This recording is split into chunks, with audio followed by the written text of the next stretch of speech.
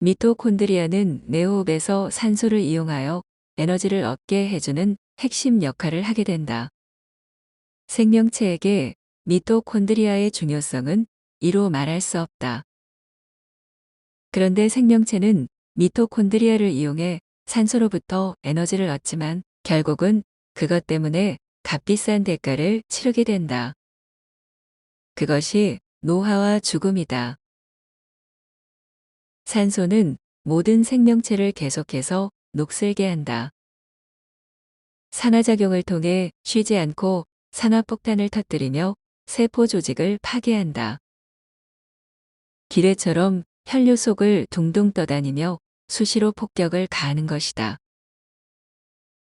그런데 이보다 더 무서운 것이 있다.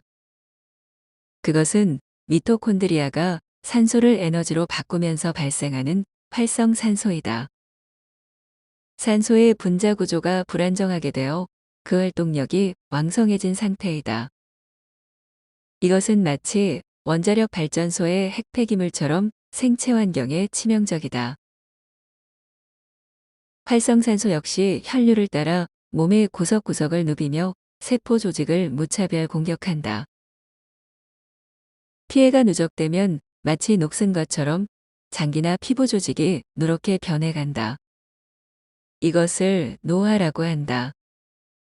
생명체가 산화되어 죽어가는 것이다.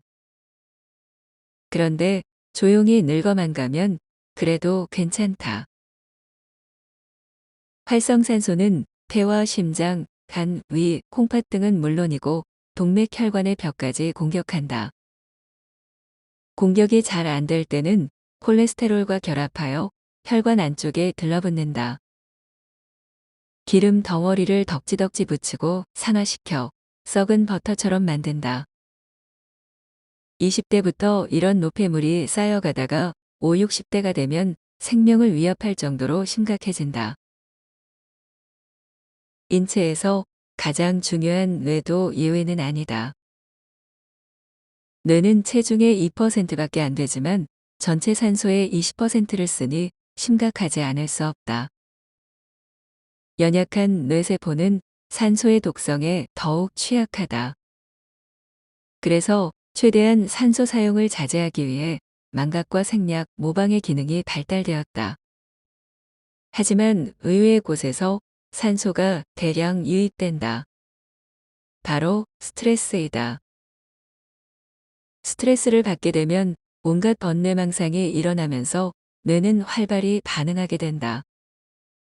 이때 많은 양의 산소를 필요로 하고 뇌세포 속에서 미토콘드리아가 열심히 에너지와 함께 활성산소를 토해낸다.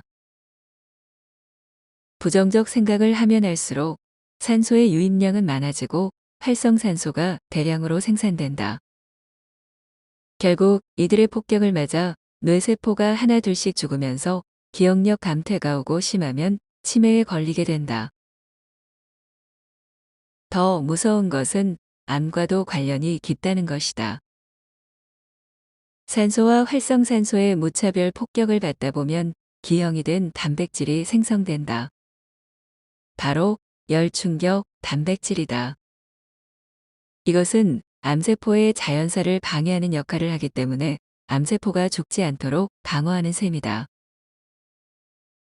임상보고에 의하면 열충격 단백질은 유방암, 대장암, 백혈병 등 대부분의 암종에서 높게 발현되는 것이 관찰된다.